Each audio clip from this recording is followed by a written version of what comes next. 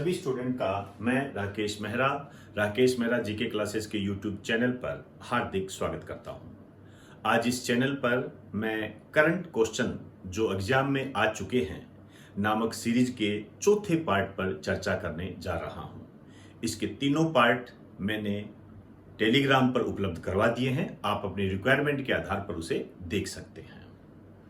ध्यान रहे, मैं यहां जो क्वेश्चन बता रहा हूं वो एग्जाम में आ चुके हैं और इससे हमें ये पता भी लगेगा कि हम जो अखबार पढ़ते हैं, जो हम करंट क्वेश्चंस पढ़ते हैं, क्या हम उस तरीके को अपना रहे हैं जो एग्जामिनर क्वेश्चन पूछने में इस्तेमाल करता है। तो इसकी जानकारी आपको इस वीडियो में मिलेगी। आइए इस वीडियो को स्टार्ट करते हैं। कुछ क्वेश्चंस के माध्यम से हम ये समझने का प्रयास करते हैं कि हम अपनी क्षमता को कैसे डेवलप करें। आइए, मेरा पहला क्वेश्चन आपके सामने है। यूपीएससी सीडीएस 2020 का क्वेश्चन है जो 8 नवंबर 2020 को हुआ था। क्वेश्चंस को देखो, ध्यान से पढ़ो और फिर ये डिसाइड करो कि जब आप अखबार पढ़ो तो क्या क्या बातें आपने ध्यान में रखनी है। आइए, अगस्त 2020 में बेरूत में एक धमाका हुआ है जिसमें लगभग 100 लोगों की जान गई है और 1000 घायल हुए हैं। यह धमाका किससे हुआ है? डायनामाइट से, अमोनियम नाइट्रेट से, आरडीएक्स से, मर्करी नाइट्राइड से। अब आप देखिए, क्वेश्चन की स्थिति को समझिए, हमें तैयारी कैसे करनी है, किस तरीके से हमने तैयारी को एक नया मोड़ देना है, क्योंकि क्वेश्चन तो आ चुका है। अब ये विश्व स्तरीय घटना है, बहुत सारी घटनाएं होती है विश्व में, आपको ध्यान रखना है।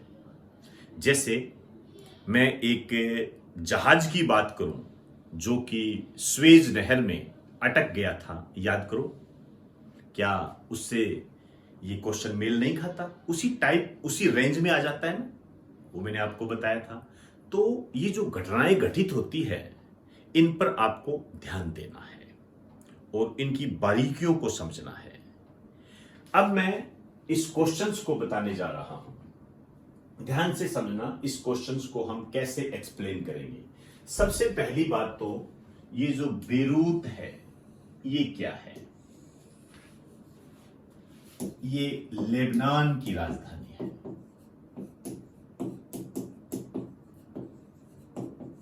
अब हमारे सामने एक चुनौती बन जाती है कि लेबनान क्या है, किस महाद्वीप से संबंधित है, कौन कौन सी बातें हम इसके अंदर पढ़े।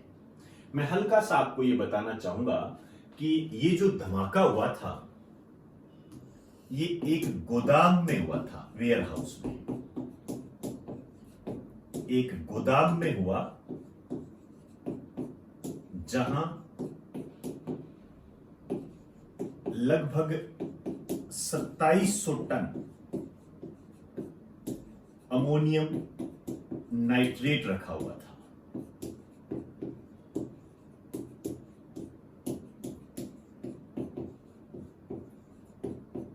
तो अब आप इसका आंसर तो समझ गए होंगे। इसका आंसर है अमोनियम नाइट्रेट। लेकिन इतने से काम नहीं चलेगा, इस क्वेश्चंस को हमने बिखेर कर देखना है।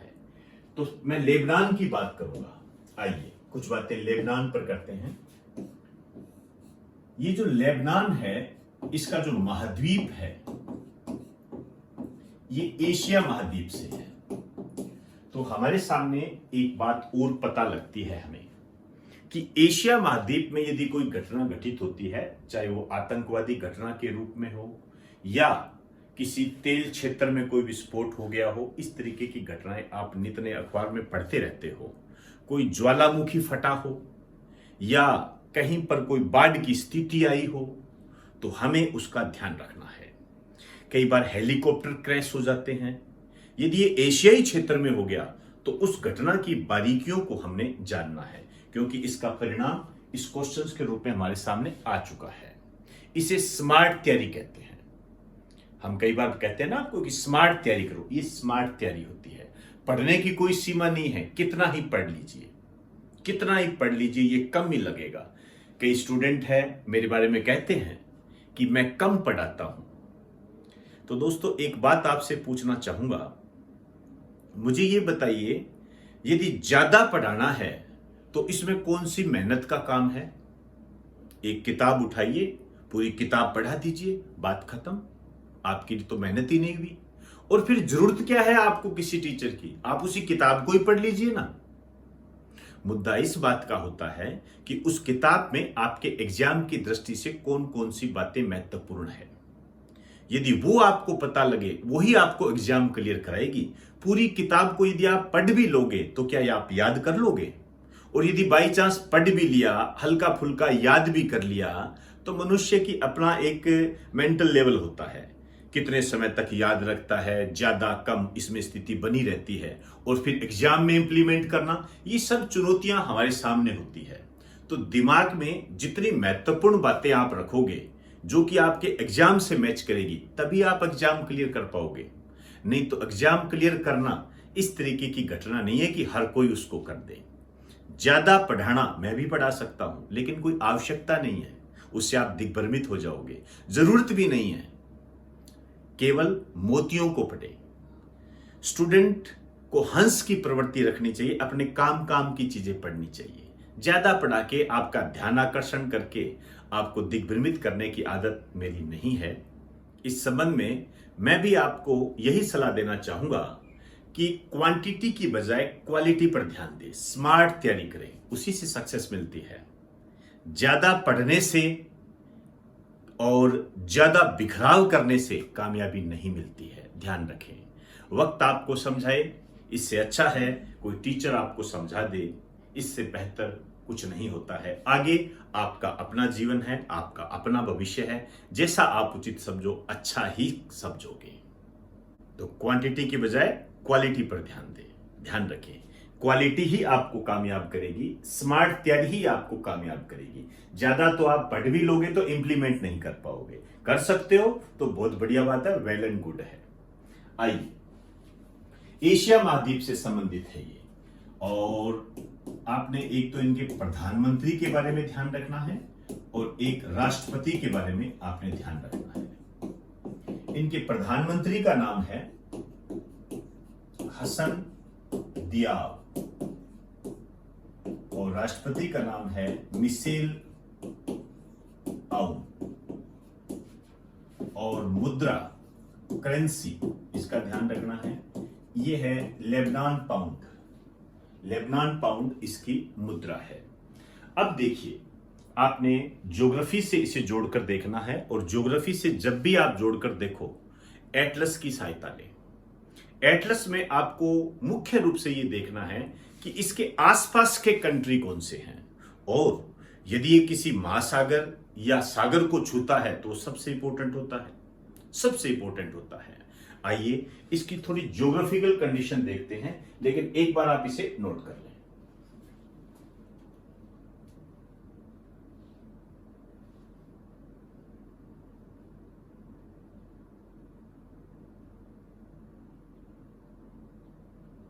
अब मैं लेबनान की ज्योग्राफिकल कंडीशन पर आपसे चर्चा करना चाहूंगा। मेरा मुख्य आकर्षण जो होगा इसके नेबरिंग कंट्री होंगे। आइए, आपके सामने लेबनान है, ये ग्रीन कलर में है, और इसके पड़ोसी देशों की यदि मैं बात करूं तो इसके नीचे की तरफ ये जो है इजराइल है। आप कह सकते हो कि लेबनान के दक्षिण में इजराइल है, और ये यहां से लेकर यहां तक ये सीरिया है। तो ये नॉर्थ है, ये ईस्ट है, ये साउथ है। ये पूरा क्राइटेरिया जो है ये सीरिया से कवर्ड है, पड़ोसी देश में। और लेबनान के इस साइड में ये भूमध्य सागर है। मैंने पहले ही कहा, सागर या महासागर यदि पास में होते हैं, इसको टच करते हैं, बहुत महत्वपूर्ण पॉइंट होता है ये, आप ध्यान रखेंगे। तो ये भौगोलिक स्थिति है, इसको आपने गौर करें, और इसके पड़ोसी देशों को ध्यान में रखते हुए दिशाओं का भी आप ध्यान रखें। तो एक बार आप इसे भी नोट कर लीजिए।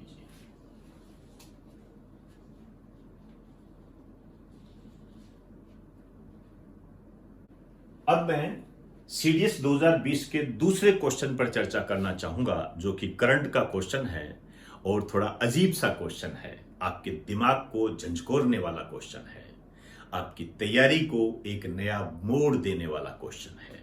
आइए बात करते हैं। सीडीएस 2020 इसी एग्जाम में आया था 8 नवंबर 2020 को। क्वेश्चन को पढ़ो। चंद्रयान 2 मिशन में प्रयोग में लाया गया प्रज्ञान वाहन कितने पहिए वाला था? बताइए। अब हम ऐसे क्वेश्चन की पकड़ कैसे करें? तो मान के चलना, राकेश मेहरा जी की क्लासेस इसी दिशा में काम कर रहा है। बस आपसे यही कहूंगा, लगातार बने रहें और किसी भी क्वेश्चन को या जानकारी को जो भी आपको इस चैनल पर उपलब्ध कराई जाती है उसे नेग्लेक्ट ना करें। बहुत खोद कर आपके लिए क्वेश्चन निकाल के लाता हूं। मेरा ऐसा मानना है कि यह आपके एग्जाम की दृष्टि से बहुत ही महत्वपूर्ण है और आपके कामयाबी को दिलाने में एक नई दिशा दे सकता है। तो इसको बिल्कुल भी नजरअंदाज ना करें। आपके सामने है क्वेश्चन, आया हुआ क्वेश्चन बता रहा हूं। पहिए पूछे हैं, कितने पहिए वाला था? तो इसका आंसर 6, डी ऑप्शन है, 6 पहियों वाला था। लेकिन हमें वापस चंद्रयान 2 के बारे में हल्का सा जानना पड़ेगा। हालांकि स्पेस टेक्नोलॉजी में इसकी पूरी जानकारी देता हूं। अब स्पेस टेक्नोलॉजी में मैंने इस वाहन के पहियों के बारे में नहीं बताया हुआ है। तो अब आपको करना क्या है, स्पेस टेक्नोलॉजी में जाकर जहां आपको चंद्रयान 2 के बारे में विस्तृत जानकारी दी है, वहां पर आप ये क्वेश्चन ऐड करते हैं। इससे आपके नोट सिस्टमेटिक और अपडेटेड हो जाएंगे, जो कि कामयाबी के कारणों में शामिल होने की पूरी ताकत रखते हैं। इसे कहते हैं स्मार्ट तैयारी। ये स्मार्ट तैयारी होती है। अब आप इसको कितना फॉलो करते हो, क्या करते हो, ये आप पर डिपेंड है। जैसा आप उचित समझे आप करते जाइए। मैं उम्मीद करता हूं कि आप अपनी लाइफ के साथ अच्छा ही करोगे, कोई समझौता नहीं करोगे। आइए इसको थोड़ा एक्सप्लेन करते हैं। चंद्रयान 2 मिशन, पुराने पेपर देखते हैं तो ये क्वेश्चन आए हुए हैं कि ये लॉन्च कब हुआ था। डेट इंपॉर्टेंट है। आइए, 22 जुलाई 2019 को यह आया हुआ क्वेश्चन है। और ये जो लॉन्च किया गया था GSLV MK3 के द्वारा, ये भी पूछा जाता है। इसमें विशेष रूप से मैंने आपको बताया भी था वहां पर कि इसमें 3 उपकरण शामिल हुए हैं। एक तो याद कीजिए, मैंने आपको बताया था लैंडर, एक दूसरा मैंने आपको इसके बारे में बताया था रोवर, और तीसरा मैंने आपको बताया था ऑर्बिटर। ये मैंने आपको बताया था। मैंने आपको कहा था कि जो लैंडर का नाम दिया गया है वो विक्रम नाम दिया गया है, और रोवर का जो नाम दिया गया था प्रज्ञान। तो इस क्वेश्चन में प्रज्ञान के पहिए पूछे हैं। यहां मैंने आपको बताया था कि ये जो प्रज्ञान है ये क्या काम करेगा। इसके नीचे एक लाइन लिख दीजिए, चांद पर उपस्थित तत्वों की जांच करेगा। चांद पर जो तत्व पाए जाते हैं उनकी जांच करेगा। ये ऑर्बिटर है, ऑर्बिटर नहीं है, ध्यान रखना। ORBITER, थोड़ा सा करेक्ट कर लें। ये क्या करेगा ऑर्बिटर?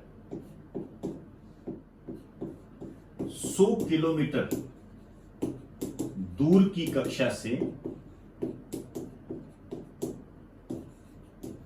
रिमोट सेंसिंग अध्ययन करेगा।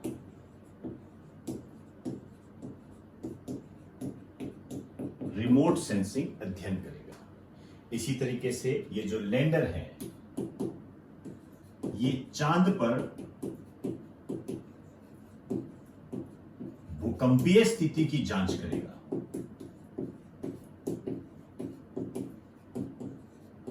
लेकिन आपने खबरों में सुना भी होगा और पढ़ा भी होगा कि विक्रम जो है अपने रास्ते से भटक गया था। तो ये कुछ घटनाएं हुई थी जो हमने चंद्रयान 2 मिशन के तहत हमने सुनी भी थी और पढ़ी भी थी, एग्जाम की दृष्टि से इंपॉर्टेंट भी है। तो ये कुछ बातें हैं चंद्रयान 2 मिशन के बारे में। एक दो बातें और बताना चाहूंगा इस मिशन के बारे में आपको मैं, काफी महत्वपूर्ण है ये, तो एक बार आप इसे नोट कर लें।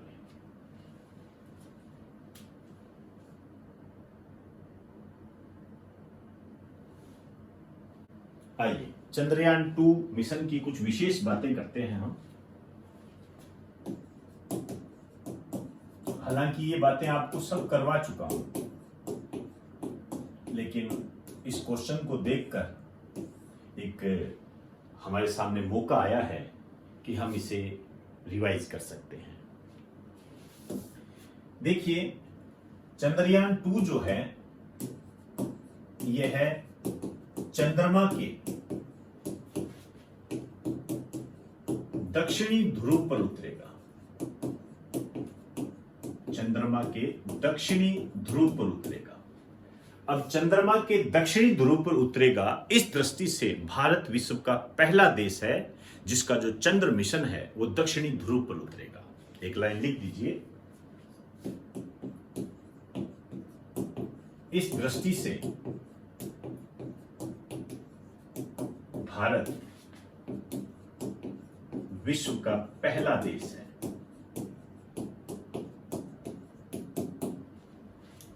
एक बात और है इसकी, भारत विश्व का चौथा देश है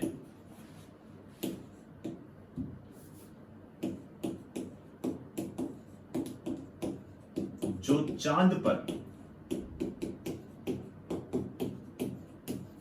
लैंडर उतारेगा। चांद पर लैंडर उतारेगा। इसमें जो पहला है वो है अमेरिका, दूसरा है रशिया और तीसरा है चाइना। एक बात और लिखिए, यह है चांद पर, मतलब चंद्रयान 2, यह चांद पर पानी की पुष्टि करेगा, प्रूव करेगा, पानी की पुष्टि करेगा ये। तो ये कुछ बातें हैं जो मैंने जनरल जीके में स्पेस टेक्नोलॉजी के तहत आपको बताई भी थी, लेकिन यहां मैंने इसको रिपीट कर दिया है। एक बार आप इसे नोट कर लें।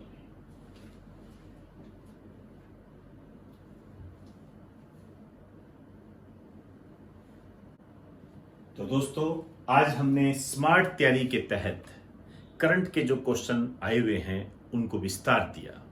काफी अच्छे क्वेश्चन है और हमारी नजरों से फिसलने वाले क्वेश्चन है। हमारी इस सीरीज का, हमारे इस चैनल का यही उद्देश्य होता है कि ऐसे क्वेश्चन को आपके सामने रखा जाए ताकि आपकी तैयारी को एक धार मिल सके और आपकी कामयाबी के कारणों में ये शामिल हो सके। तैयारी ऐसे ही की जाती है, आप ध्यान रखें, भटके नहीं और सजगता और सतर्कता के साथ बैलेंस ऑफ माइंड को बनाते हुए अपनी तैयारी को नित नए रूप में आगे बढ़ाते जाएं। तो मेरा ये लेक्चर यदि आपको पसंद आया है तो आप इसे लाइक करें और ज़्यादा से ज़्यादा इसे शेयर करें। तो इजाज़त दीजिए, आप सभी को मेरा नमस्कार।